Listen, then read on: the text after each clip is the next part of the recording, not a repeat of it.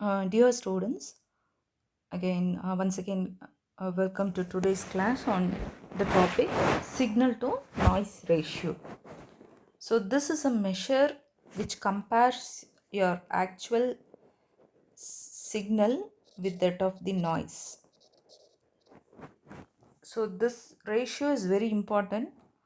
You will have a signal power and you will have a noise power. You just take ratio of that. So, how you will calculate the SNR? You have your signal power and you have your noise power. You just take ratio of both, that will give you the signal to noise ratio. This is often expressed in decibels. Here this P is nothing but the average power. A very important concept is that you have to measure both the signal power and noise power at the same point in a communication system and within the same bandwidth. A higher ratio of value means it indicates your signal is very much greater than your noise, so your system is a good system. The signal to noise ratio of a random variable to a random noise is represented using this equation, that is E of S square by E of N square.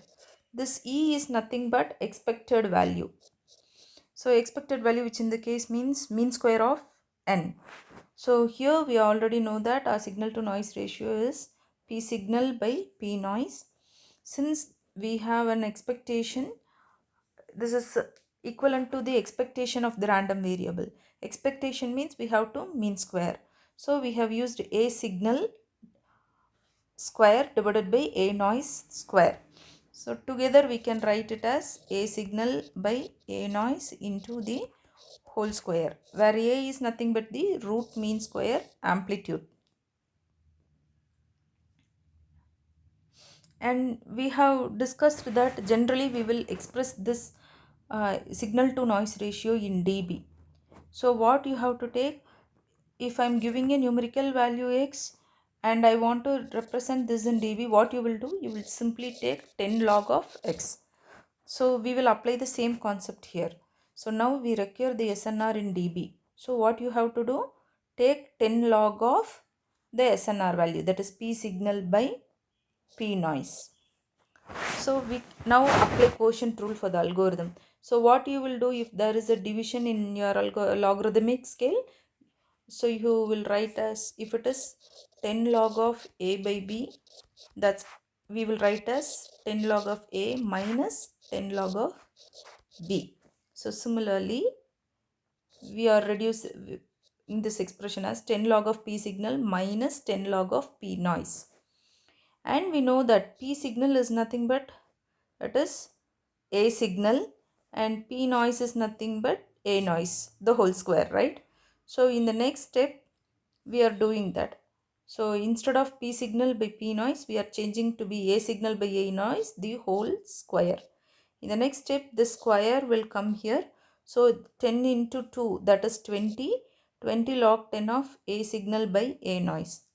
Now we will represent this as nothing but A signal in dB minus A noise in dB.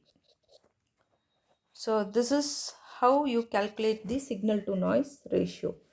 If power is given, just do 10 log of signal power by noise power. If the RMS value of the signal and noise is given, then just do 20 log of A signal by A noise. So whichever is applicable, given data, you can use either this formula or this one, and you can calculate the signal to noise ratio. And important thing you have to remember is, if your signal to noise ratio is high, then your system is a good communication system. So if this value is poor, then your system is also poor. Thank you.